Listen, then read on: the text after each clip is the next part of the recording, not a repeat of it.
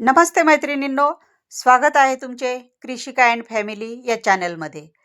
तर बघा, कटोरी ब्लाऊजची कटिंग करण्या अगोदर प्रत्येक कस्टमरचे जर आपण अंगावर माप घेतलं, तर आपल्याला त्याचे बरेच फायदा होतात. फायदा असा की प्रत्येक स्त्रीचा बांधा काही सारखा नसतो आणि प्रत्येक स्त्रीची कटोरीची जे माप असतं ब्लाऊजचं ते खूप वेगळं वेगळं असतं. प्रत्येकाचं वेगळं वेगळं असतं. तर आपण जर अंगावर माप घेतलं तर आपल्याला त्याचा अंदाज येतो की कटोरी आपल्याला चपटी कापायची आहे की कटोरी थोडी मोठी ठेवायची आहे, असा अंदाज येतो. प्रत्यक्ष जर आपण अंगावर माप घेतलं तर शक्यतो अंगावर माप घ्यायचं शिका. आणि त्यामुळे आपल्याला बरेच फायदा होतात. आणि सगळ्या स्त्रियांचे काही बांधे काही सारखेच नसतात. प्रत्येक स्त्रीचा बांधा वेगळा वेगळा असतो. ठेंगणी स्त्री, उंच स्त्री, अशा प्रत्येक स्त्रीच्या ब्लाऊजची कटिंगची आपल्याला वेगळी वेगळी कटाई करावी लागते. मग त्याच्यामुळं हा एवढा फायदा होतो आपल्याला, जर आपण अंगावर माप घेतले तर. तर शक्यतोवर ब्लाऊजवरूनही मापे घेतल्या जातात, पण अंगावर माप घेण्याचे थोडे विशेष फायदे आहेत. आपल्याला प्रत्यक्ष बघता येते की कटोरीचं माप आपल्याला कसं ठेवतं.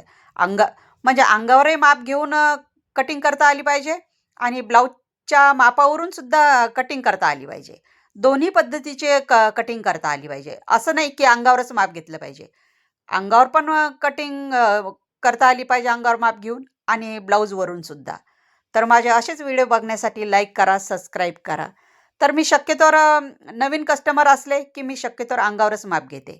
आणि एकदा सराव झाला ना, की आपल्याला सहज समोरची व्यक्ती पाहिल्याबरोबर आपल्याला अंदाज येतो. एकदा आपल्याला सराव झाला, की सहज अंदाज येतो की या ब्लाऊजची कटिंग आपल्याला कोणत्या पद्धतीने करायची आहे.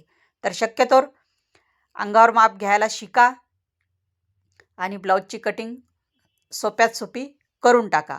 माझे असेच व्हिडिओ बघत जा, लाईक करत जा.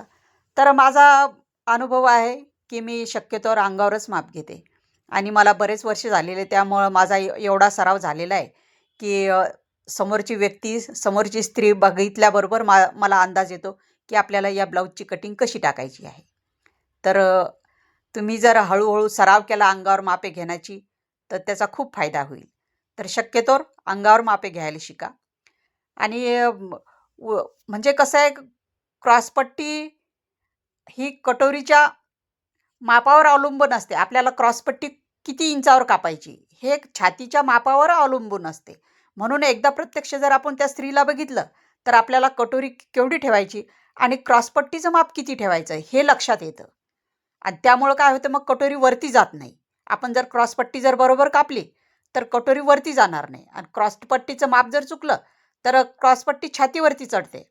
तर असं होऊ नये त्याच्यासाठी अंगावर माप घ्यायला शिका. तर चला भेटू पुढच्या व्हिडिओमध्ये. बाय.